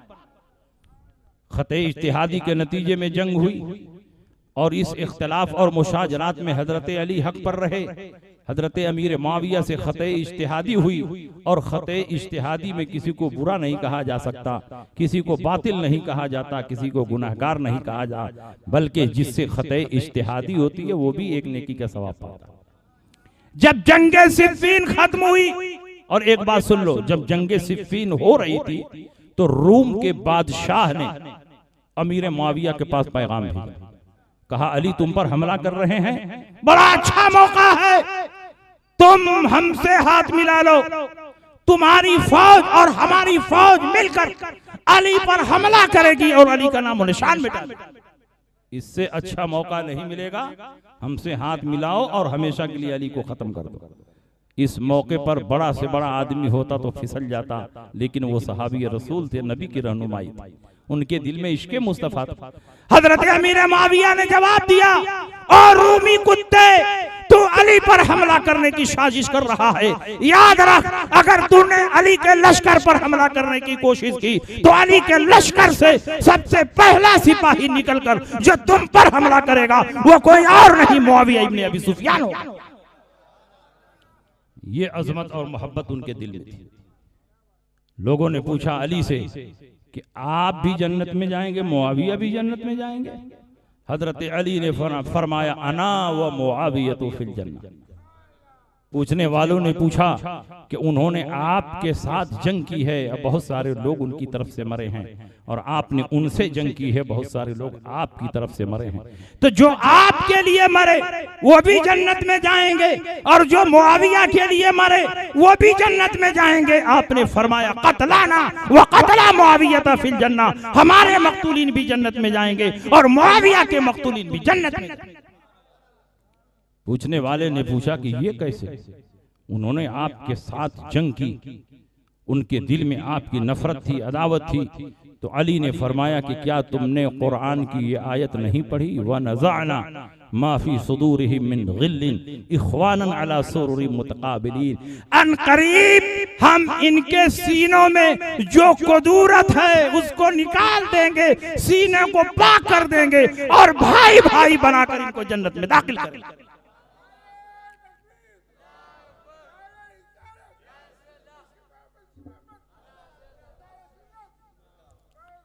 अगर इस मौजू पर बोलें तो सुबह हो जाएगी, ना मीटर खत्म होगा ना रिवायत खत्म होगा। एक रिवायत सुनो, जब जंगे सिफ़ीन खत्म हुई तो हजरत अमीर मुआविया मुल्क के शाम चले गए अपनी फौज के साथ, और हजरत अली ने कूफा को दारुल खिलाफा बनाया। अली की फौजें कूफा में ठहर गई, अली ने कूफा को दारुल खिलाफा बनाया, और हजरत अमीर मुआविया रज़ी अल्लाह तआला अन्हु मुल्क के शाम चले गए। और ये याद रहे कि अली के साथ भी बहुत सारे सहाबा थे, और अमीर मुआविया के साथ भी बहुत सारे सहाबा थे। अली के इल्म का ऐसा दबदबा था कि बड़े बड़े सहाबा को मसाइल में जब दुश्वारी होती तो वो अली की बारगाह में अपना मसला पेश करता। आयशा सिद्दीका फरमाती हैं, पूरे मदीना में मसाइल शरीयत को अली से ज्यादा जानने वाला मैंने किसी को नहीं देखा। सईद इब्न मुसय्यब फरमाते हैं कि मिंबर पर बैठकर ये ऐलान करने का हक कि जो चाहो पूछो, अली को है, अली के सिवा किसी को नहीं। हजरत अब्दुल्लाह इब्न अब्बास फरमाते हैं, जब जब मैंने हजरत अली से कोई मसला पूछा उन्होंने फौरन जवाब दिया, और बिल्कुल सही जवाब। जिस मसले को कोई नहीं हल कर पाता उसको अली हल कर दिया, इसलिए कि अली वो हैं जिनके सीने पर हाथ रखकर नबी ने फरमाया था, अल्लाहुम्मा एहदे क़ल्बा, ऐ अल्लाह अली के सीने को रोशन फरमा। तो अल्लाह ने अली के सीने को इतना रोशन फरमा दिया कि अली का सीना इल्मे नबी का मदीना बन गया।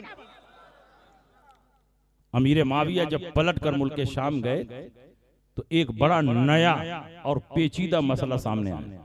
सहाबे किराम अमीर माविया के पास आए, कहा हुजूर एक नया मसला पैदा हो गया और इसका जवाब न कुरान में नजर आ रहा है, न हदीस रसूल में नजर आ रहा है, न सहाबा के अक़वाल में नजर आ रहा है। ये मसला अबू बकर सिद्दीक के जमाने में पैदा हुआ होता, उन्होंने हल फरमा दिया होता। उमर इब्ने खत्ताब के जमाने में पैदा हुआ होता तो उमर ने हल कर दिया होता। लेकिन ये मसला इतना नया है कि हम लोगों को भी समझ में नहीं आता कि इसका क्या जवाब होना चाहिए। अमीर माविया मुज्तहिद थे, खुद अली के घर वालों ने फरमाया कि अमीर माविया मुज्तहिद थे। अमीर माविया के बारे में अब्दुल्ला इब्न अब्बास ने फरमाया असाब फइन्नहु फक़ीह, उन्होंने जो कुछ किया सही किया है इसलिए कि वो मुज्तहिद है।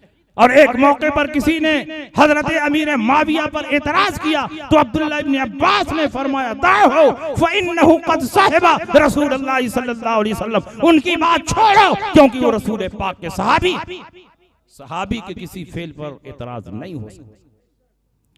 तो अमीर माविया ने पूछा कौन सा मसला है कि तुम लोगों से हल नहीं हो पा रहा?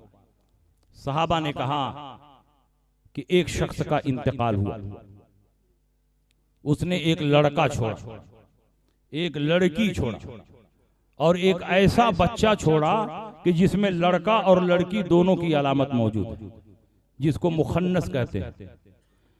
लड़का उसका हिस्सा कुरान में वाजे कर दिया गया, लड़की का हिस्सा कुरान में वाजे है। लड़के को लड़की के मुकाबले में डबल मिलेगा, लिज़्ज़करि मिस्लु हज़्ज़िल उन्सयैन, एक मेल को दो फीमेल के बराबर, एक मेल दो फीमेल के बराबर पाएगा। लेकिन मेल फीमेल होना मुतय्यन हो तब तो आप हिस्सा मुतय्यन करेंगे। लेकिन एक ऐसा छोटा बच्चा छोड़कर मरा है कि उसमें मुज़क्कर की अलामत भी मौजूद है, मुअन्नस की अलामत भी मौजूद है, फेल मेल और फीमेल की अलामत। उसको लड़के का हिस्सा दिया जाए कि लड़की का हिस्सा दिया, तो हजरत अमीर माविया का दिमाग भी शकराने लगा। क्योंकि अगर वो बच्चा बड़ा होता, दाढ़ी निकलती तो उसको मर्दों में डाल देते, और अगर वो बड़ा होता और औरतों की तरह हैज आता तो औरतों में शुमार करते। लेकिन वो तो छोटा बच्चा, दोनों अलामतें मौजूद हैं, उसको लड़का शुमार किया जाए कि लड़की शुमार किया जाए। सारे के सारे लोग हैरान हैं। अमीर माविया ने कहा कि वाकई ये बिल्कुल नया मसला है, मुझको भी नहीं मालूम, लेकिन घबराने की कोई जरूरत नहीं। अभी इस रूए जमीन पर वो शख्सियत मौजूद है जिनके बारे में नबी ने फरमाया अना मदीनतुल इल्म व अलीयुन बाबुहा, मैं शहर इल्म हूं और अली उसके दरवाजे।